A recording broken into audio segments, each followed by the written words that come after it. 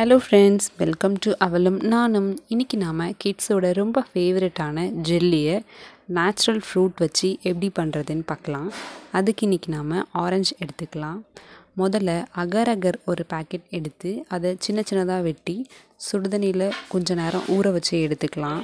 ஒரு அரை மணி நேரம் நல்லா ஊறி வந்ததும் இது ஈஸியாக கரைஞ்சிரும். அதனால தான் முதலே நம்ம ஊற வச்சு எடுத்துக்கணும். 3 ஆரஞ்சு இந்த மாதிரி சரிசமமாக கட் பண்ணி உள்ளே இருக்கிற விதையெல்லாம் எடுத்து ஜூஸ் மட்டும் தனியாக எடுத்துக்கலாம். ஏன் சரிசமமாக கட் பண்ணுறோன்னா நாம் இந்த தோலையே மோல்டாக யூஸ் பண்ணிக்கலாம். அடுத்ததாக ஒரு பாத்திரத்தில் கொஞ்சமாக தண்ணி சேர்த்துட்டு அது கூட நாம் ஊற வச்ச அகர் அகர் சேர்த்து கலந்து விடணும்.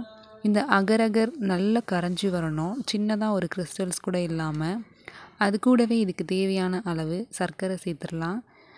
ஆரஞ்சு ரொம்ப புளிப்பாக இருந்ததுன்னா சர்க்கரை கூடுதலாகவே சேர்க்க வேண்டியது இருக்கும். அதனால் டேஸ்ட்டுக்கு ஏற்ற மாதிரி சர்க்கரை சேர்த்துக்கோங்க.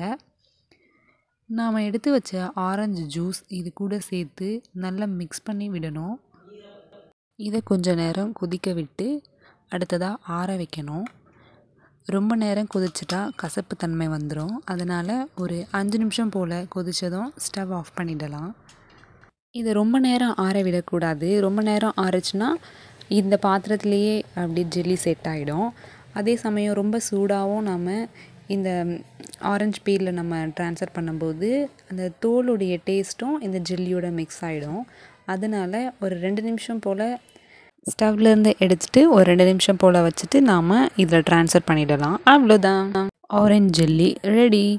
இந்த வீடியோ உங்களுக்கு பிடிச்சிருந்தா லைக் பண்ணுங்கள், ஷேர் பண்ணுங்கள், மறக்காமல் சப்ஸ்கிரைப் பண்ணுங்கள்.